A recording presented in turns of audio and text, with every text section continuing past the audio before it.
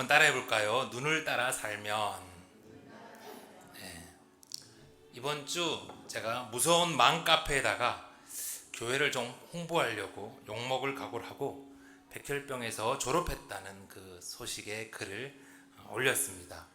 그런데 예상과 달리 너무나 많은 사람들이 응원해 주셨고 또 축하를 해 주시더라고요. 얼마나 감사한지. 그래서 이게 제가 쓴 글이 인기 글이 되어서 이렇게 기분이 참 좋았는데 그만 이틀 만에 그냥 묻혀버리는 거예요. 그 이유는 온통 운정에 새로 들어오는 그 브랜드 아파트, 그 자이 시그니처 그 청약 이야기로 다 도배가 되어 버렸어요. 경기도 안 좋은데 뭔 6억이나 되는 그런 아파트 청약에 전국에서 이렇게 사람들이 몰리는지, 파주에 살 것도 아니면서 그렇게 많은 사람들이 전국에서 몰리는 이유가 뭘까요? 다 아시다시피 한마디로 그 청약에서 당첨되면 쉽게 큰 돈을 벌 수 있을 거라고 사람들이 생각하기 때문이죠. 그런데 정말 생각되는 대로 그 아파트를 사면 그렇게 될까요? 사진을 한번 보여주실래요? 사진 잘 보이시나요? GDP 대비 가계부채 비율입니다. 전세 보증금 포함 가계부채 비율이 OECD 국가 중에서 현재 한국이 1위래요. 빚이 제일 많다는 거죠. 미국은 코로나 기간에 국가가 돈을 찍어내어서 나라가 버텼지만 한국은 그 빚을 온전히 가계에 다 넘겼지요. 두 번째 사진을 한번 보여주세요. 한국은행에 따르면 자영업자 대출 잔액이 코로나 초기에 2020년 1분기에 700조 원이었는데 22년 4분기 1019조 8천억 원으로 319조 8천억 원, 약 45.7%가 증가했고 연체율도 계속 가파르게 높아지고 있대요. 이제 저를 보시고요. 파주에 거주할 집이 필요해서 아파트를 사는 사람들은 큰 상관이 없겠지만 그저 브랜드 아파트가 좋게 보여서 저걸 사면 쉽게 돈을 벌 수 있을 것으로 보여서 뛰어든 사람들이 결코 만만치는 않아 보여요. 저는 7년 풍년 뒤에 지금 이어지고 있는 이 7년 흉년이 아직 다 지나지 않은 것 같아요. 제가 전문가는 아니지만 그래서 저는 기도하는 가운데 교회가 당분간 무리해서 땅을 사고 건물을 사는 일은 안 하려고 합니다. 사람들이 아예 돈이 없고 정보가 없으면 무리하게 투자를 할 생각을 안 할 텐데 가진 게 조금 있으니까, 아는 게 조금 있으니까 생각이 많아지죠.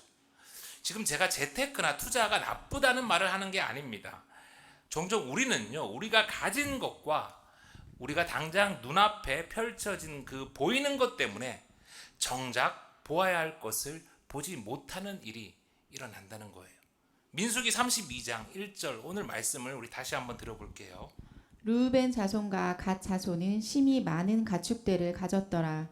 그들이 야셀 땅과 길르앗 땅을 본즉 그곳은 목축할 만한 장소인지라. 먼저 그림을 하나 다시 보겠습니다. 그림. 네. 이스라엘은요, 광야에 사는 동안 늘 진을 이루고 있었습니다. 이동할 때는 그림 왼쪽대로 성막을 중심에 두고 앞에 두 줄로 뒤에 두 줄로 이렇게 진을 형성해서 전진했고요. 멈춰 있을 때는 또한 성막을 중심으로 12지파가 세 지파씩 동서남북을 이렇게 둘러싸고 있었어요. 이제 다시 저를 보시고, 어디서 무슨 공격이 들어올지 모르는 이 광야에서 이스라엘은 그들의 삶의 중심에 하나님을 모시고 하나님께서 이끄시는 대로 나아가고 멈추는 것이 너무나 중요했습니다. 지난주에 우리 교회학교의 아이들이 41명이 되었다라고 예수생명교회가 매주 영적 전쟁을 치르고 있다라고 말씀을 드렸어요. 함께 이 전쟁을 치룰 그런 군사가 좀 더 많았으면 정말 좋겠는데 이게 작은 숫자로 이 힘든 전쟁을 치르다 보니까 매주 만만치가 않아요.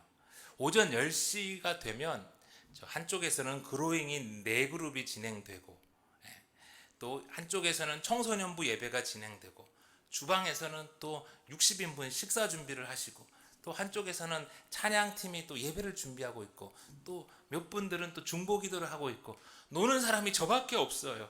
너무너무 애쓰고 계세요. 그래서 하나님께 어떻게 해야 될지 제가 묻고 기도하니까 하나님이 오늘 이 이스라엘 진의 모습을 보여주셨어요. 주님은 이스라엘이 우르르 몰려다니지 않고 질서정연하게 진을 편성해서 이동하고, 또 진을 편성해서 진을 중심으로 성막을 지키도록 하셨다는 것을 이 민수기를 통해서 다시 깨우쳐 주셨죠. 그래서 이제 우리 예수생명교회도 진을 짜서 영적 전쟁에 임하려고 합니다. 형제분들이 12이 되었으면 정말 좋겠는데 아직 형제분들이 너무 적어서 일단은 12이 되는 자매님들 위주로 이제 12지파로 나눌 거예요. 그래서 자매님들 한 가정이 그냥 한 지파라고 생각하시면 돼요. 그리고 3가정씩 묶어서 이 동서남북을 지키듯 매주 한 주씩 식사를 감당하는, 그리고 여러 가지 토요 놀이방 사역이라든지 뭐 이런 것들을 감당하는 한 팀으로 그렇게 묶을 거예요. 그래서 소그룹도 그 팀별로 이제는 같이 하고요. 그래서 이번 한 주간 이 진이 잘 짜여질 수 있도록 여러분 기도해 주십시오. 어쨌든 그 팀별로 우리 남자 한 분씩은 꼭 들어가야 되니까 그게 기준이다 생각하시면 될 것 같아요. 이스라엘의 진의 모습을 다시 한번 보겠습니다. 여러분, 이 진에서 오늘 말씀에 나오는 이 르우벤 지파, 갓 지파를 한번 찾아보셨어요? 이 전진할 때 제2대 두 번째의 왼쪽에 있고, 또 오른쪽 그림 정지해 있을 때는 남쪽 면에 제일 앞에 이 르우벤 지파가 있습니다. 제일 앞에 있다는 말은 이 르우벤 지파가 그 2대의 이 세 지파 묶음의 팀장 역할을 했다는 거죠. 이 르우벤, 시므온, 갓 이 세 지파는 함께 묶여 있는 만큼, 또 그들의 조상이 비슷한 만큼 서로 가까웠어요. 그런데 우리가 잘 알다시피 시므온 지파가 시딤에서 지난주 말씀처럼 음행하다가 하나님의 심판으로 반토막이 나 버렸어요. 다행히 르우벤 지파와 갓 지파는 시므온 지파와 함께하지 않아서 하나님의 진노를 피할 수 있었죠. 얼마 뒤에 이 이스라엘은 하나님의 말씀대로 각 지파에서 1000명씩을 뽑아서 이 원수 미디안과의 그런 전쟁에 다시 임하게 됩니다. 모두 합해서 12,000명, 굉장히 적은 숫자잖아요. 군대에 나갈 수 있는 사람이 60만이 넘었는데 그 중에서 12,000명을 뽑아서 하나님의 말씀대로 미디안과의 그 전쟁에 나가죠. 거기서 이스라엘은 미디안의 5왕을 다 죽이고 그들을 시딤에서 크게 망하게 했던 그 원수 발람까지 칼로 죽이는 대승을 거두게 되죠. 그리고 그 미디안의 모든 재물을 다 전리품으로 거두어 들여서 돌아오게 됩니다. 미디안과 이 전쟁에서 르우벤과 갓 지파는요 누구보다 열심이었고, 그래서 특별히 많은 가축대를 전리품으로 갖고 돌아오게 된 거예요. 그런데 이 두 지파가 딱 돌아와서 이 야셀 땅과 길르앗 땅을 딱 보고는 그만 눈이 확 돌아가 버립니다. 모세와 이스라엘 백성들에게 이들이 뭐라고 했는지 다시 한번 들어볼까요? 곧 여호와께서 이스라엘 회중 앞에서 쳐서 멸하신 땅은 목축할 만한 장소요, 당신의 종들에게는 가축이 있나이다.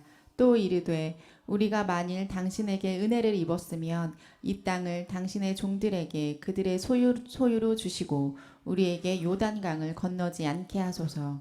이 땅이 목축하기 너무 좋은 땅입니다. 그리고 보다시피 지금 우리에게는 가축이 너무 많습니다. 그러니 이 땅을 우리에게 주시고 우리로 요단강을 건너가지 않게 해 주십시오. 정말 그들이 가진 많은 가축이 아니었으면 오늘 르우벤과 갓이 이렇게 말하고 행동하지 않았을 텐데, 지금은 그들이 눈앞에 보이는 땅밖에는 아무 생각이 안 나는 거예요.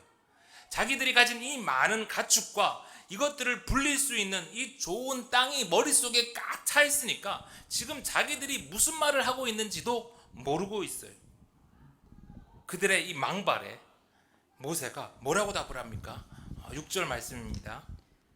모세가 갓 자손과 르우벤 자손에게 이르되 너희 형제들은 싸우러 가거늘 너희는 여기 앉아 있고자 하느냐 너희가 어찌하여 이스라엘 자손에게 낙심하게 하여서 여호와께서 그들에게 주신 땅으로 건너갈 수 없게 하려 하느냐.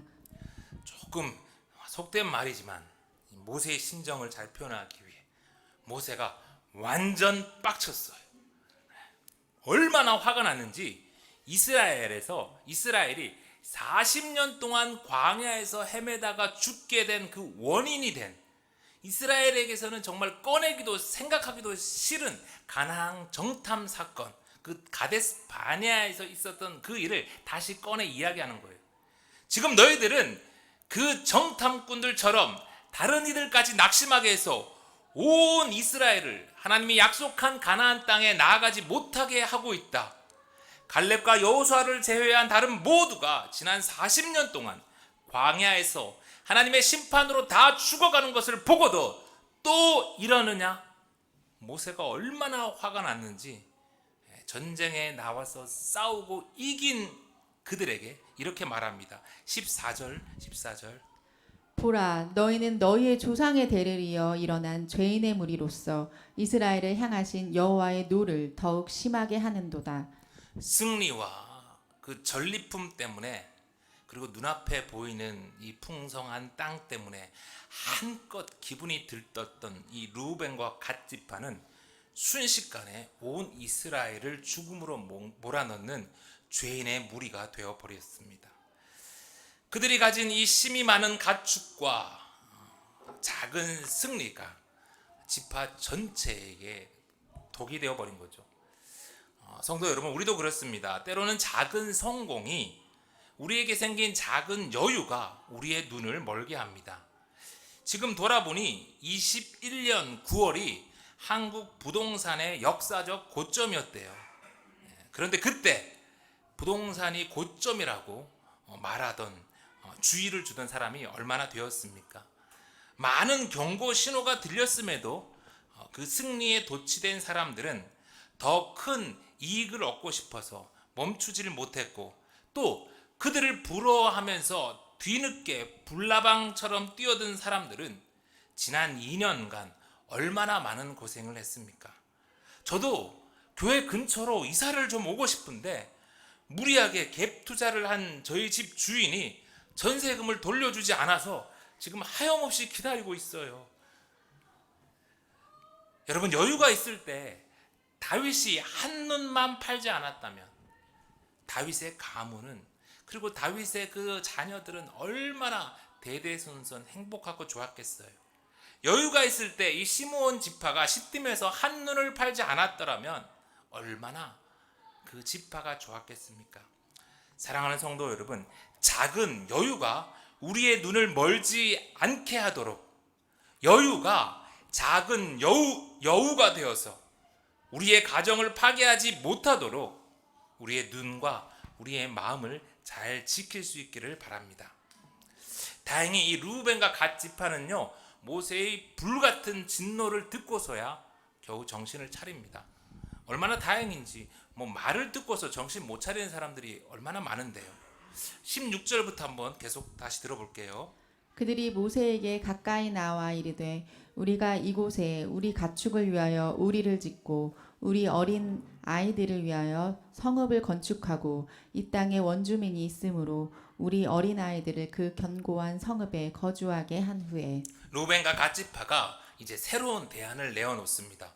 먼저 내 가족과 내 재산을 지킬 성읍을 쌓아서 안전하게 한 다음에 가나안 정복 전쟁에 참여해 끝날 때까지 앞장서 싸우겠다는 거예요. 그리고 우리는 요단 동편을 받을 테니까 요단 서편의 땅은 우리에게 주지 않아도 된다는 거예요. 모세가 들어보니까 합리적이고 괜찮은 제안 같습니다. 그래서 모세는 르우벤과 이 갓의 제안에 다짐을 받고 그렇게 하도록 허락을 하죠. 그들의 약속대로 르우벤과 갓은 전쟁에 앞장서서 열심히 싸웠고 또 그 땅을 받게 되죠. 여러분 지도 다시 한번 보여주세요. 루벤과 모세의 말에 뒤늦게지만 회개했고 약속대로 가나안 정복 전쟁에 참여했고 그리고 승리했어요. 그렇게 루벤과 갓은 그들이 꿈에 그리던 요단 동편의 땅을 기업으로 받게 됩니다. 그러면 잘 되었죠? 문제가 없는 것 같죠? 아니요. 그런데 문제가 있습니다. 여러분 뭐가 문제일까요? 모세와 이스라엘 전체 지파들과 루벤 갓 지파가 누가 어디를 맡아서 전쟁을 할 것인가를 중요하는 이때에 얼마나 중요한 때예요. 근데 하나님이 안 보여요.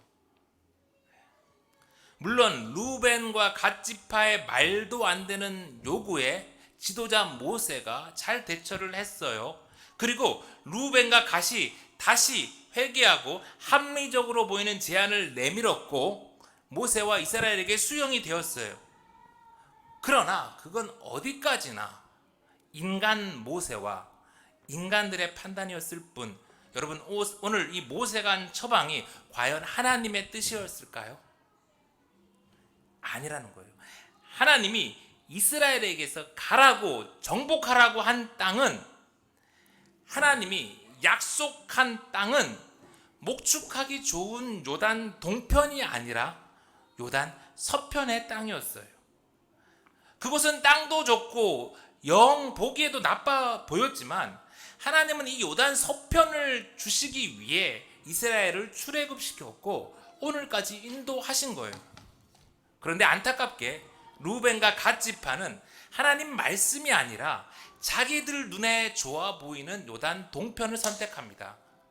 그리고 그들이 택한 이 요단 동편의 땅은 루벤과 갓 지파뿐만 아니라 모든 사람들한테 좋아 보이는 비옥하고 좋은 땅이었기에 끊임없이 외침을 받았고, 바로 그들이 택한 그 땅 때문에 루벤과 갓 지파는 이스라엘 역사에서 가장 먼저 사라져 버려요. 여러분 이들만 그랬을까요? 목축을 했던 아브라함과 롯이 그 하나님의 은혜로 많은 이제 가축이 늘어나게 됩니다. 그러다 보니까 이 좁은 땅에서 일하는 그 둘의 목자들 사이에서 싸움이 벌어졌어요. 그때 아브라함이 롯에게 이런 제안을 합니다. 창세기 13장 9절입니다. 내 앞에 온 땅이 있지 아니하냐. 나를 떠나가라. 내가 좌하면 나는 우하고 내가 우하면 나는 좌하리라. 이에 롯이 눈을 들어 요단 지역을 바라본즉 소알까지 온 땅에 물이 넉넉하니 여호와께서 소돔과 고모라를 멸하시기 전이었으므로 여호와의 동산 같고 애굽 땅과 같았더라. 이 롯이 눈을 들어 딱 택하려고 보니까 이 요단 지역이 참 땅이 풍요롭고 물이 넉넉한 거예요. 얼마나 땅이 좋았으면 에덴 동산 같고 애굽 땅, 오늘날로 말하면 뭐 미국 같다는 그런 거죠. 모든 게 풍요로운. 롯은 잠시의 망설임도 없이 눈에 좋아 보이는 이 요단 지역을 선택합니다. 알다시피 그 결과가 어떻게 됐습니까? 아브라함은 계속해서 가나안 땅에 거주했지만 롯은 계속 한 발 한 발 소돔까지 들어가 살게 되었어요. 그리고 소돔 땅이 심판받을 때 사랑하는 아내마저 잃고 겨우 2딸과 빈손으로 피난 나왔다가 그만 술에 취해서 딸들과 동침하는 비극을 맞이하게 되죠. 세상 사람들이 다 좋다고 할 때 우르르 따라가서 사면 어떻게 돼요? 주식이고 부동산이고 다 꼭대기에 물린다잖아요. 눈에 보이는 것에 꽂혀서 등기부등본도 잘 안 보고 회사의 재무제표도 제대로 안 보고 덥석 사면 어떻게 돼요? 10중 8구 사기당하기 쉽잖아요. 여러분 세상 사람들은 부동산을 살 때도 주식을 살 때도 공부를 그렇게 합니다. 하물며 4만 명이 넘는 그 지파가 자신들의 미래가 달린 땅을 결정할 때 하나님께 묻지도 않고 하나님 말씀대로 가지도 않고 거역하면서 그저 눈에 보이는 대로 택했으니까 그 지파의 미래가 좋을 리가 있겠습니까? 그들은 누구보다 열심히 싸웠고 열심히 살았습니다. 그러나 16절을 보니까 우리가 이곳에 우리 가축을 위하여 우리를 짓고 우리 어린 아이들을 위하여 성읍을 건축하고, 그들은 내 재산을 위해서 내 식구들을 위해서 열심히 살았을 뿐이에요. 그들에게 하나님의 나라는, 하나님의 계획은, 하나님의 뜻은 안중에도 없었어요. 그런 백성을 하나님이 뭐가 이쁘다고 지키시고 도우시겠습니까? 여러분, 지도 다시 한번 볼게요. 하나님 말씀이 아니라 눈을 따라서 산 르우벤과 갓 지파는 그들이 사랑했던, 그들이 붙들었던 그 땅 때문에 이스라엘에서 가장 먼저 사라졌어요. 그리고 르우벤과 갓과 함께 진을 이루었던 시므온 지파, 여러분 보이십니까? 잘 안 보이죠? 거대한 녹색 지파 안에 가운데 조그맣게 들어가 있는 게 시므온 지파예요. 눈을 따라서 음행을 택했던 시므온 지파 역시 유다 지파 안에서 겨우 연명하다가 금세 사라져 버립니다. 이제 저를 보세요. 대신 여러분, 유다 지파는 어땠을까요? 유다 지파가 정복하라고 할당받은 저 땅들 중에서 가장 중요한 전략적 요충지가 있는데 거기가 바로 헤브론이라는 곳이에요. 여러분, 헤브론이 어떤 곳입니까? 헤브론은 아브라함이 초기에 장막을 쳤던 곳, 그리고 그곳에 살다가 아내 사라를 막벨라굴을 사서 묻은, 장사 지낸 곳이에요. 아브라함의 자녀인 이삭과 야곱이 주로 지냈던 곳이고, 하나님이 아브라함과 이삭과 야곱을 통해서 예배받던 약속대로 이스라엘에게 다시 주고 싶었던, 이스라엘을 통해서 가장 회복시키고 싶었던 그런 정말 땅이에요. 그런데 그 땅 헤브론이 오늘 사람들에게 어떻게 보여요? 해발 972m에 세워진 크고 견고한 성읍이에요. 평지도 정복하기 힘든데 해발 972m는 가다가 다 지쳐요. 그런데 거기에 거대한 성을 쌓아놓고는 아낙 자손들이, 몸집이 막 산더미 같은 아낙 자손이 버티고 있으니까 이스라엘 사람들 눈에 다 보기에 그거는 난곡불락의 요새처럼 보인 거예요. 그런데 모두가 그렇게 두려워하고 있을 때 그 땅을 눈으로 보지 않고 믿음으로 본 사람이 있었다는 거죠. 여러분, 누구예요? 우리가 잘 아는 갈렙. 여호수아 14장 10절, 오늘 내가 85세로 돼 모세가 나를 보낸 날과 같이 오늘도 내가 여전히 강건하니 내 힘이 그때나 지금이나 같아서 싸움에나 출입에 감당할 수 있으니. 여호수아 14장 12절, 우리 다 같이 한번 봉독합니다. 시작. 그날에 여호와께서 말씀하신 이 산지를 지금 내게 주소서. 당신도 그날에 들으셨거니와 그곳에는 아낙 사람이 있고 그 성읍들은 크고 견고할지라도 여호와께서 나와 함께 하시면 내가 여호와께서 말씀하신 대로 그들을 쫓아내리이다. 40년 전 가데스 바네아에서 정탐꾼들 중에 여호수아와 갈렙만 믿음의 눈으로 보았어요. 그리고 40년의 긴 시간이 흘렀지만 갈렙은 오늘도 여전히 믿음의 눈으로 땅을, 세상을 바라보고 있습니다. 그리고 갈렙은 하나님이 그렇게 바랬던 그 가나안 땅을 하나님의 나라로 돌려놓는데 마지막까지 그 힘을 다합니다. 여러분, 그런 인생을, 그런 갈렙을 하나님이 어찌 안 이뻐하겠어요. 그래서 하나님은 갈렙에게, 그리고 그 갈렙을 따라서 헤브론을 정복하는 데 앞장섰던 이 유다 지파를 통해서 다윗 왕을 보내시고 예수 그리스도를 보내십니다. 사랑하는 성도 여러분, 이제 우리 예수생명교회는 우리 앞에 계속해서 펼쳐지는 이 영적 전쟁에 지파와 진을 이루며 나아갈 거예요. 처음에 어떤 지파와 진은 좀 연약해 보일 수도 있고 어떤 지파와 진은 좀 강해 보일 수 있어요. 그러나 그게 중요한 것이 아닙니다. 그 지파와 그 진이 어떤 눈으로 영적 전쟁에 임할 것인가, 어떤 말씀에 귀를 기울이고 무엇을 선택하느냐에 따라서 그 지파와 그 진의 앞날이 결정될 거예요. 사람들 보기에 르우벤과 갓 지파는 영리했습니다. 판단이 빨랐어요. 그리고 누구보다 열심히 살았어요. 그러나 눈을 따라 산 그들은 안타깝게도 가장 먼저 사라집니다. 그러나 세상 보기에 제일 미련한 선택을 한 갈렙과 유다 지파는 누구보다 하나님을 기쁘시게 했고, 누구보다 하나님의 큰 복을 받았고, 누구보다 귀한 지파로 남습니다. 여러분의 가정은 어떤 지파가 되고 싶으십니까? 여러분들은 자녀에게 무엇을 유산으로 남겨주고 싶으십니까? 우리가 우리 가축을 위해 우리를 짓고 우리 아이들을 위하여 성읍을 건축하여도 하나님이 함께 하지 않으시면 아무 소용이 없습니다. 눈을 따라 살지 말고 하나님의 말씀을 따라서 땅이 아니라 주님의 몸된 교회를 중심으로 성도의 삶을 살아가세요.